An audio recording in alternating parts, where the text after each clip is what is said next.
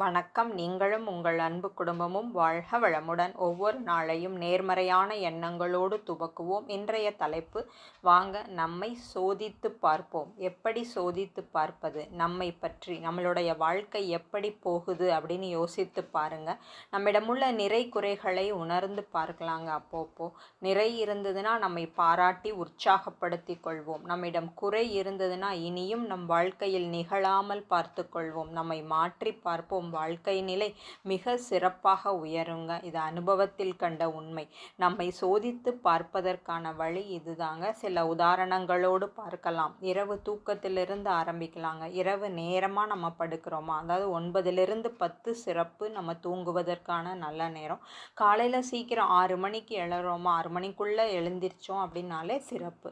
இப்படி செய்தால் உங்கள் உடல் ஆரோக்கியம் அருமை, மன ஆரோக்கியம் அதைவிட அருமை. இதைவிட மாற்றி எதிர்மறையாக 9 மணிக்கு மேலே சாப்பிட்றது, காலையில் 6 மணிக்கு மேலே எழறது விளைவு துன்பம் தாங்க. செயல் செய்பவன் மனிதன், விளைவாக வருவது இறைநிலை. உடலும் மனமும் நம்ம இந்த மாதிரிலாம் பண்ணும் பொழுது வச்சு செய்யுங்க. இன்றைக்கி நிறைய பேர் பயன்படுத்தக்கூடிய ஒரு வார்த்தைங்க அது. ஆரோக்கியத்திற்காக நாம் இதை மாற்றிக்கொள்வோம். அடுத்து பார்த்திங்கன்னா, காலையில் நம்ம உடற்பயிற்சி இல்லை ஏதோ ஒரு பயிற்சி அருமை. அதை விட்டுட்டு லேட்டாக எந்திரிச்சோன்னா கையில் ஒரு ஃபோனோ இல்லை ஏதோ ஒரு பொருளோ பேப்பரோ கையில் வச்சுட்டு உட்காந்துட்டு காஃபி டீ குடிச்சு உட்கார்ந்தோன்னா அந்த நாளினுடைய சுறுசுறுப்பு சற்று மந்தமாகத்தாங்க நகரும். செயல் செய்பவன் மனிதன், விளைவாக வருவது இறைநிலை. நாம் இப்போ நல்ல சுறுசுறுப்பாக இருந்தோம் அப்படின்னா நமக்குள்ளாக மகிழ்ச்சிக்கான ஹார்மோன்ஸ் சுரக்குங்க. நம்ம காலையில் எழுந்திரிச்சோன்னே ரொம்ப டல்லாக சோர்வாக இருந்ததுன்னா நமக்கு அந்த ஸ்ட்ரெஸ் ஹார்மோன் சொல்லுவாங்க. ஒரு சோர்வுக்கான ஒரு ஹார்மோன் தான் நம்ம மூளையில் சுரக்கும். இந்த ஹாப்பி ஹார்மோன்ஸும் இந்த ஸ்ட்ரெஸ் ஹார்மோன்ஸும் பார்த்திங்கன்னா எதிரெதிராக இருக்கும். ஒன்று இந்த மகிழ்ச்சிக்கான ஹார்மோன் சுரந்ததுன்னா அந்த ஸ்ட்ரெஸ்க்கான ஹார்மோன் சுரக்காது. இப்போ இந்த ஸ்ட்ரெஸ்க்கான ஹார்மோன் சுரக்கும் பொழுது மகிழ்ச்சிக்கான ஹார்மோன் சுரக்காது. ஸோ நம்ம ஹாப்பி ஹார்மோன்ஸ் நம்மளுடைய மூளையில் சுரக்கணும் அப்படின்னா நம்ம நல்ல சுறுசுறுப்பாக வேலையோ இல்லை ஏதோ ஒரு பயிற்சியோ காலையில் எந்திரிச்சு செய்யும் போது தாங்க அந்த நாள் நல்ல அருமையான நாளாக நகரும்.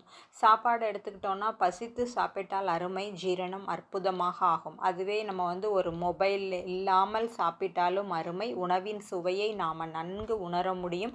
நம் வீட்டில் நமக்கு சமைத்து கொடுத்தவர்கள் மீது அன்பு கூடும், விளைவு குடும்ப ஒற்றுமை கூடும், வீட்டில் சண்டை குறையும், உறவுகளின் நெருக்கம் கூடும். இனி நம் உணவு பழக்கத்தை, சாப்பாட்டை கண்ணால் பார்த்து ரசித்து ருசித்து சாப்பிட்டு உடல் ஆரோக்கியத்தையும் இறைவனின் ஆசியையும் பெறுவோம்.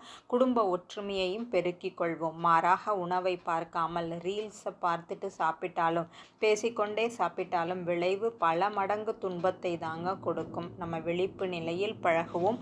செயல் செய்பவன் மனிதன், விளைவாக வருவது இறைநிலை அப்படிங்கிறத நமக்குள்ளாக அடிக்கடி ஞாபகப்படுத்தி கொள்ளணுங்க. எண்ணம் நம்ம உடலுக்கும் சரி உடல் ஆரோக்கியத்திற்கும் சரி நிறைய தொடர்புகள் உண்டு. இந்த எண்ணத்திற்கு நல்ல எண்ணம் பார்த்திங்கன்னா நம்ம உடலில் நல்ல ரசாயனத்தை சுரக்க வைக்கும். கெட்ட எண்ணம் நம்ம உடலில் பல தீய ரசாயனங்களை சுரக்க வைக்கும். உதாரணமாக பொறாமைங்கிற எண்ணம் இருந்ததுன்னு வச்சுக்கோங்களேன், நம்ம வாழ்க்கை செல்லரித்த காகிதம் போல் ஆகிடுங்க.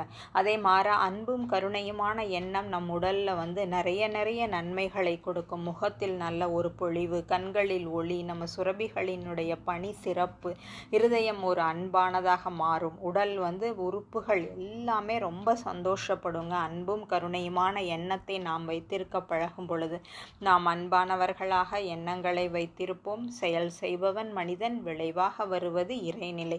இப்படி ஒவ்வொரு விஷயத்திலும் நம் நிறை குறைகளை பார்ப்போம். குறையை போக்கி நிறைகளை பெருக்கி அன்பான, அழகான, அமைதியான, ஆரோக்கியமான, ஆனந்தமான வாழ்க்கையை அமிர்தமாக சுவைப்போம், ரசிப்போம். அன்பர்களே, வாழ்க்கை சிறியது, ஆனந்தத்தை அனுபவிப்போம். இத்தனை விஷயங்களையும் எனக்கு தோன்றி என்னை பேச வைத்த இந்த இறைவனுக்கும் குருவிற்கும் இந்த நல்ல நேரத்திலே நன்றி. வாழ்க வளமுடன், வாழ்க வளமுடன். ஒவ்வொரு நாளும் இரவு படுக்கும் பொழுதும் நேர்மறையான எண்ணங்களோடு உறக்கத்திற்கு செல்வோம். ஆழ்ந்த உறக்கம் கிட்டும். வாழ்க வளமுடன், வாழ்க வளமுடன்.